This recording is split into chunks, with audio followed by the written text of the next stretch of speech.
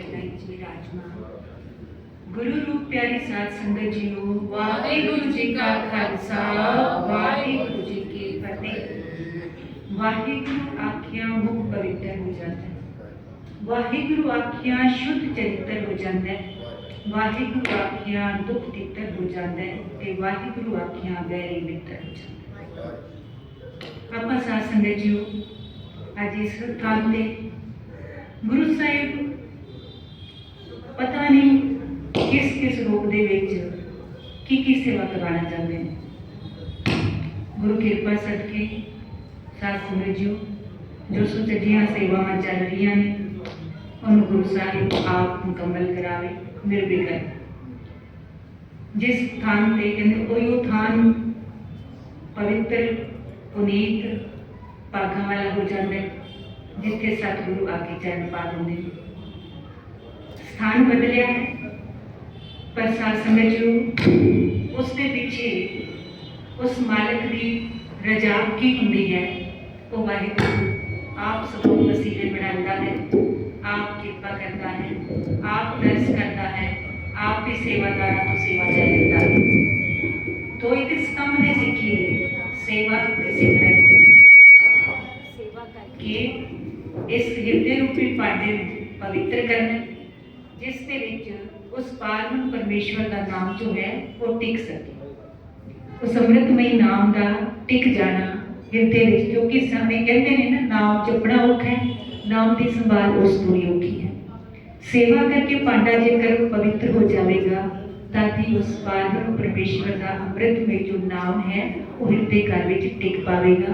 ते जिन्हां दे हृदय घर विच किनका मात्र भी टिक गया ना, किनका एक जिस जीव बसावे ताकि महिमा करेगा।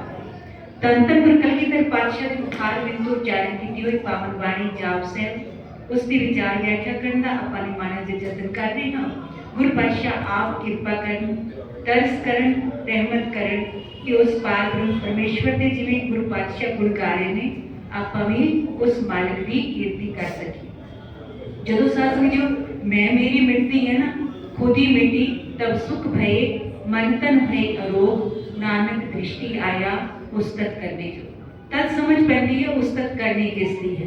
ते जदों ये समझ आ गई फिर बंदा दुनियावी उस्तत निंदा तो बहुत उच्चा उठ के अपने इस मनुखा जीवन को सफल बना सकता है। अज आपां गुरु पातशाह के मुखार बिंदु उच्चारण किया 138वां जो बंद है उसकी विचार करनी है। निजिन है, सुनित है, अलिख है, अधिक है। हे वाहिगुरु तू हर तरह की चिंता तो रहता है, तू सदा कायम रहने वाला है, तेरी तस्वीर नहीं बनाई जा सकती, तू इन आँखों नाल दिखाई भी नहीं देता। प्रोफेसर साहिब सिंह जी ने गुरु कलगीधर पातशाह द्वारा रचित इस बंद की व्याख्या बहुत सुंदर ढंग नाल की है कि वह परमेश्वर जगत रूप परिवार वाला है। हुण साथ समझियो जगत रूप परिवार सारा संसार उसका परिवार है ते वो अपने सारे परिवार को इक्को जिहा प्यार करता है। वो परमात्मा उस ये सारा जगत उसका परिवार है, वो अपने ने ते वो अपनियां नूं बड़ा प्यार करता है। ते इसलिए समझाना कीता है कि परमेश्वर जगत रूप परिवार वाला है ते सारे जीवां दे सिर ते आप कायम है। ना ही कोई तेरी तस्वीर खिंच सकता है, ना ही तू इन आँखां नाल दिखाई दे सकता है। वो अखियां बई दूजियां ने जिन्हां दे नाल वो परमात्मा दिस पैंदा है। ते साथ समझो ये समझ, ये सोची, ये अखा, ये ज्ञान, ये चक्षु, ये नेत्र दृष्टि कौन बख्शता है? वो गुरु बख्शता है। ज्ञान अंजन गुरु दिया, अज्ञान अंधेर विनाश। अज्ञानता का अंधेर विनस जाता है ते ज्ञान प्रकाश हो जाता है ते उस हृदय अपने हृदय विच वसदा भी प्रतीत होता है, फिर सारियां च वसदा भी वो मालिक प्रतीत हो जाता है। फिर ना को वैरी ना ही बेगाना सगल संग हमको वड़िया। फिर सारियां दे नाल इक्को जिहा वरतारा, इक्को जी प्रीत, ना मोह दे रोपड़े ते ना ही साथ समझो कोई ईर्ष्या द्वेष दे। सारियां दे नाल इक्को जिहा, क्योंकि एक पिता एक की हंबार उस पिता की संतान है ना आपां, इसलिए आपां सारे आपस में परिवार रूप विच हां। ते साथ समझो जदों इस तरह की भावना बनेगी तो यह साडा जीवन सफल हो सकेगा। अगले पंज विच गुरु पातशाह फरमाउंदे ने 139वां बंद है जी, अलेख है, अवेक है, अडाह है, अगाध है। हे वाहिगुरु तेरा कोई चित्र नहीं बन सकता, तेरा कोई पहनावा नहीं है, तेनू कोई गिरा नहीं सकता, तू बहुत गहरा है, गहर गंभीरा, गुणी गहीरा, कोई ना जाने तेरा कीता केवड़ चीरा। तो गहर गंभीर है, उसका पसारा कितना है कोई नहीं जान सकता। कीता पसाओ इको कोआओ तिसते हुए लख दरियाओ। उसके एक आवाज दे नाल, एक हुक्म, एक आदेश दे नाल कितना बड़ा फैलाव हो गया, कितना बड़ा विस्तार हो गया, कितनी रचना रची गई। उस मालिक की मौज में आया, उसने इतना खिलाया, इतना इतना रच लिता संसार, ते उसने एक आवाज दे नाल लख दरिया चल जाते हैं। उसने एक हुक्म दे नाल कितने सूरज प्रकाश हो जाते हैं। उसने एक हुक्म दे नाल जो ये सारा कुछ मौजूद है। इसलिए उस अकाल पुरख की सिफत करते हुए गुरु पातशाह फरमाते ने वो परमात्मा जिसके गुणों नूं असल विच जो है वो बयान ते नहीं किया जा सकता। कुछ विद्वानों की चिंतना अनुसार अलेख शब्द अर्थ बिना लेखे जोखे दे इस भाव के नाल वो वाहिगुरू किसी तरह की साफ किताब के झंझटा विच नहीं है। जिवें सारी लोकाई है ना, वो सारे बंधना विच ने, वो बंधना तो मुक्त है।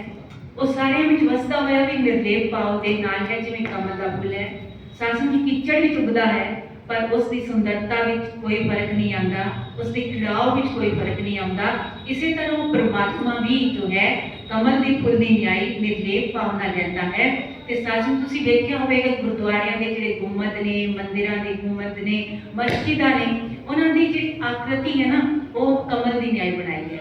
इसलिए बनाई है कि उत्थे निर्लेप भावना रहना है। पर सासमी जी उन्हां दे जिहड़े असल अर्थ ने, मायने ने, उसनों आपां नहीं समझते। इसलिए साडे चंद्रे चौकेते ने गुरु पातशाह समझाउंदे ने वो किसी रूप रेखा विच नहीं है, वो सर्वोपरि है, उसनों कोई पराजित नहीं कर सकता, हरा नहीं सकता।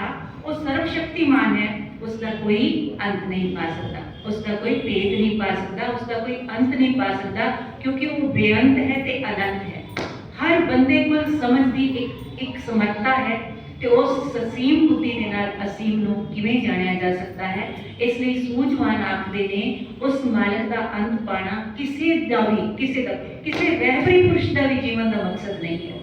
केवल ते केवल उस मालिक का नाम जप के इन्हां विकारां तो बचना है। क्यों जियो जी संगत विच रवांगे वो रंगत कुदरती चढ़नी शुरू हो जाती है। जैसी भावना होंदी है उसी तरह की मूर्त नजर आने लग जाती है। चाहे आप संसार में विचर रहे होइए, चाहे धार्मिक आशय में विचार कर रहे होइए, जिहो जी भावना बनाओगे अगला बंदा उसी तरह, ते जिस तरह के तुसीं आप होवोगे ना दूजे भी तुहानूं उसी तरह दिखाई देण लग पैणगे। ते जदों सासमी उस परमात्मा दे नाल इस तरह का संबंध बनेगा तो सारियां दे विच उस परमात्मा की जोत भी नजर आने लग पवेगी। सब में जोत जोत है सोई, तिसते चानण सब में चानण। सारियां दे विच उसका ही प्रकाश है, उसकी होंद करके ही, उसके नूर करके ही सारे अस्तित्व विच ने। जदों आपां अपना वखरा अस्तित्व कायम करने की कोशिश ते गुस्ताखी करते हैं तो सासमझो फिर उस रब तो भी दूर हो जाते हैं। जिहड़ी मानवतावादी दृष्टिकोण है उस तो भी परे हो जाते हैं। तो फिर इसलिए असीं चिंतावां ते दुखां विच घिर जाते हैं।